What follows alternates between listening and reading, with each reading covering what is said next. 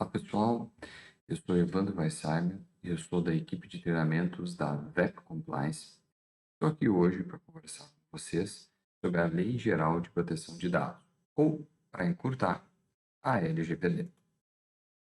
A Lei 13.709 de 2018, que é conhecida como a LGPD, e ela trata, essencialmente, dos dados pessoais que são coletados por qualquer organização, por qualquer empresa, ou mesmo por pessoas físicas, e que são utilizados no desempenho da atividade principal, seja a indústria, o comércio, prestação de serviços. Há muito tempo, os dados são um recurso mais valioso, economicamente falando, que o próprio petróleo. O petróleo, como recurso natural, e isso é cientificamente comprovado, vai ter um dia que ele vai se esgotar. E os dados, ao contrário, nós vamos estar sempre produzindo mais e produzindo mais. E como a gente está inserido hoje numa economia digital, e isso é inevitável, e está cada vez mais presente na nossa vida, nós vamos estar sempre produzindo mais dados, referindo às nossas preferências de consumo, os nossos posicionamentos, as nossas opiniões. Seja através das mídias sociais, como Google, Facebook, Instagram, seja através de outros softwares com os quais a gente vai interagindo.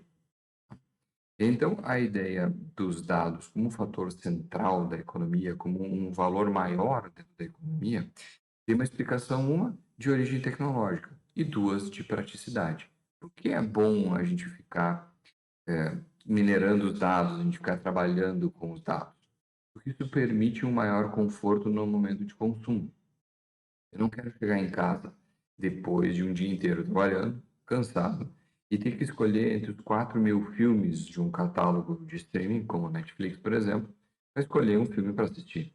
O que eu quero, e essa que é a experiência que é bacana, que me é proporcionada pelo serviço, é que ele me indique uns 4 ou 5 que tem uma probabilidade maior de eu gostar.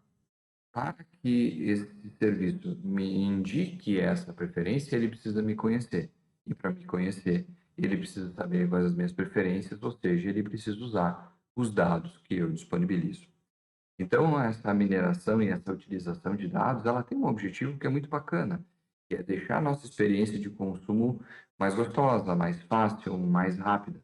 Ninguém gosta de ficar perdendo muito tempo atrás de algum produto. A gente quer ser mais assertivo nessa interação com a tecnologia. E é isso que a mineração de dados, é isso que o uso de dados pessoais possibilita, essa interação de forma mais facilitada. E a gente tem que se perguntar, né, gente? Nós temos o porquê de nós termos um acesso gratuito a aplicativos que são sensacionais, né? Vamos pegar, por exemplo, o Google Maps, que me avisa numa cidade onde eu não conheço qual o caminho que eu preciso fazer para chegar no lugar onde eu quero ir. E quem não se surpreendeu de fazer uma pesquisa rápida sobre um determinado produto, por exemplo, sapato, e logo na sequência começar a receber uma série de propagandas relacionadas à aquisição deste produto. É aí que reside a origem do grande faturamento das redes sociais, como o Facebook, como o Google, que na verdade vende para os empresários que estão querendo prestar um serviço, qual a minha preferência de consumo e qual a intenção que eu demonstrei ao querer consumir.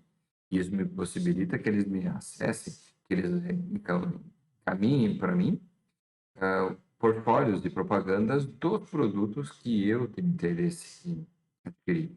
Qual é a consequência? É muito maior a chance de eu adquirir esse produto do que um outro que eles estejam anunciando pura e simplesmente sem nenhum direcionamento.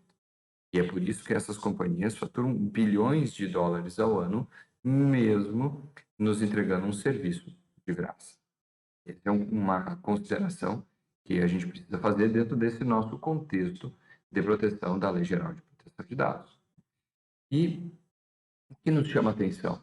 Na verdade, o que nos chama atenção é quando há um excesso, um uso desvirtuado, um uso abusivo dos dados. E aí nós temos esses escândalos que estão destacados para vocês aqui. Uma falha no Ministério da Saúde, que divulgou dados do SUS de mais de 243 milhões de brasileiros, inclusive por pessoas politicamente expostas. A decisão que determinou que o Serasa suspendesse a venda de dados pessoais de brasileiros, onde eles tinham um produto que eu solicitava lá, um número X, de pessoas com determinada idade, com determinada faixa de renda, e o Serasa me encaminhava o nome, o CPF e o contato dessas pessoas para que eu fizesse uma mala direta. É esse serviço do Serasa que está suspenso pela decisão judicial. E temos também um caso curioso que a gente traz aqui, que é a da Cirela, que é uma grande consultora de São Paulo, que teve uma das primeiras decisões relacionadas à Lei Geral de Proteção de Dados, em que houve uma condenação.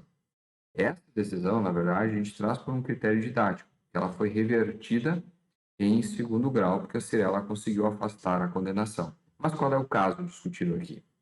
Houve o vazamento de dados de pessoas que compraram apartamentos para prestadores de serviço, como empresas de imóveis planejados, encanadores, pintores, que ficaram oferecendo seus serviços para as pessoas que tinham comprado imóvel. Então, essa foi uma das decisões precursoras que acabou condenando as empresas com base na LGPD.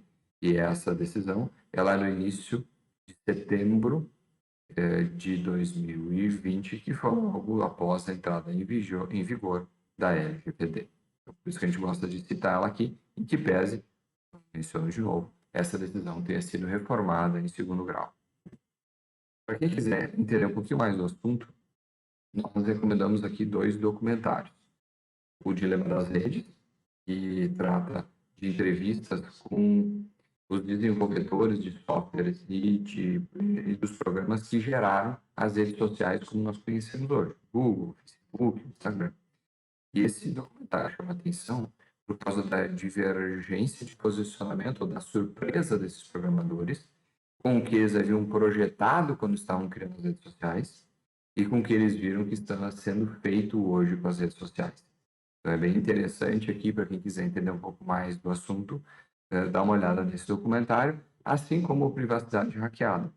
E, na verdade, esse, Privacidade Hackeada, ele fala da utilização de redes sociais para influenciar a eleição americana de 2016, quando se identificou, principalmente através do Facebook, quais eram os eleitores americanos que estavam indecisos. E essa informação acabou gerando um direcionamento massivo de vídeos, de propagandas, de folders e de conversas com essas pessoas, tentando influenciá-las a votar em determinado candidato. Então, esse documentário fala de toda a forma como as redes sociais foram utilizadas nesse contexto político para influenciar a eleição americana. A pergunta que sempre nos faz: por que é necessário implementar uma adequação à LGPD? Primeiro, é uma exigência legal.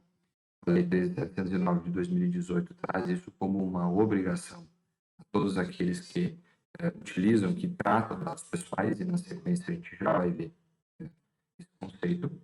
E a adequação à LGPD representa uma atenção com os clientes, consumidores e funcionários. E dentro de uma dinâmica, de uma tendência que a gente visualiza hoje, de um consumo consciente, de um consumo com viés um pouco mais ativista, os consumidores têm se posicionado em procurar empresas que tenham um valor agregado, seja com a preocupação ambiental, social e também com respeito à utilização dos dados pessoais. Então, a adequação à LGPD, ela garante uma valorização perante a concorrência, uma vez que essa empresa vai estar adequada e protegendo os dados pessoais de todos aqueles que ele estiver tratando. E isso pode, sim, valorizar essa empresa perante a concorrência.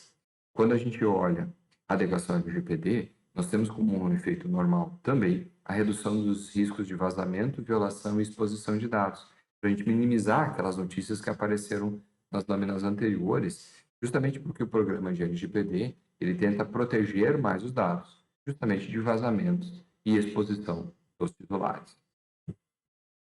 A LGPD ela é aplicável a qualquer pessoa, física ou jurídica, de direito público ou privado, que realize atividades que utilizem dados pessoais.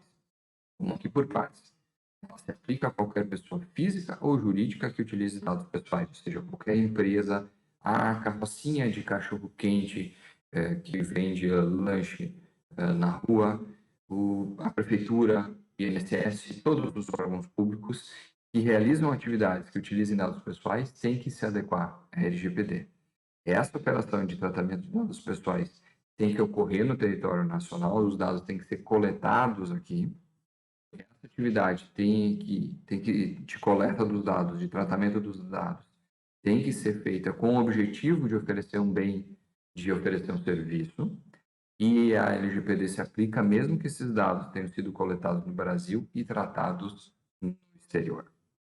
E aqui a gente traz, no final, um conceito muito importante, por isso que ele está destacado aqui nessa nossa conversa.